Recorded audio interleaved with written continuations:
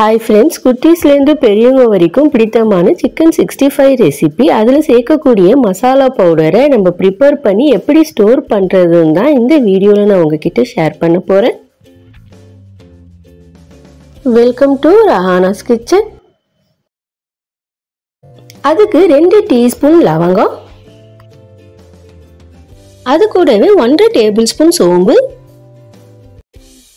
மிளகு 2 table spoon, ஜீரகம் 1 teaspoon, கல்பாசி 2 டீஸ்பூன், 4-5 பட்டை துண்டு,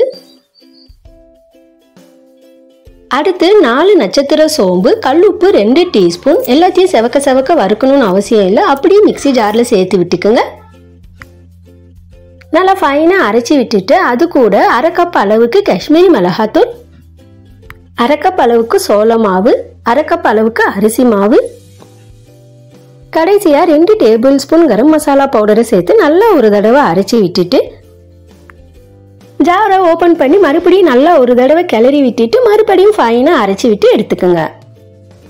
அப்போதான் நம்ம சேர்த்துருக்கிற எல்லா கலவையும் நல்லா ஈவனா பிளெண்ட் ஆகி வரும். அதனால அந்த மாதிரி அரைச்சி எடுத்துக்கோங்க. எப்பயும் போல பிளேட்டுக்கு மாற்றி விட்டு நல்லா ஆற விட்டுட்டு ஒரு கிளாஸ் கண்டெய்னர்ல ஸ்டோர் பண்ணி எடுத்துக்கோங்க.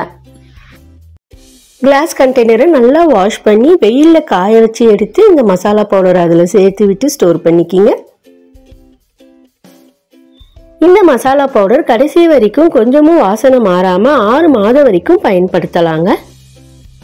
ஆனால் நம்ம ஓப்பன் பண்ணி யூஸ் பண்ணும்போது ஸ்பூனில் தான் யூஸ் பண்ணணும், ஈரக்கையை விட்டுறக்கூடாது. அதே மாதிரி க்ளோஸ் பண்ணும்போது நல்லா டைட்டாக க்ளோஸ் பண்ணி வைக்கணுங்க. அப்போ தான் 6 மாதம் வரைக்கும் அதனுடைய வாசனை கொஞ்சமும் மாறாமல் நல்லா இருக்கும்.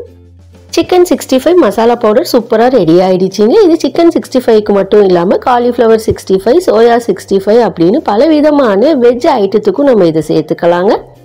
அவசியம் ட்ரை பண்ணி பாருங்கள். இது வரைக்கும் நம்ம சேனலை சப்ஸ்கிரைப் பண்ணாதவங்க சப்ஸ்கிரைப் பண்ணுங்கள். பக்கத்தில் இருக்கிற பெல் ஐக்கானை கிளிக் பண்ணி சப்போர்ட் பண்ணுங்கள்.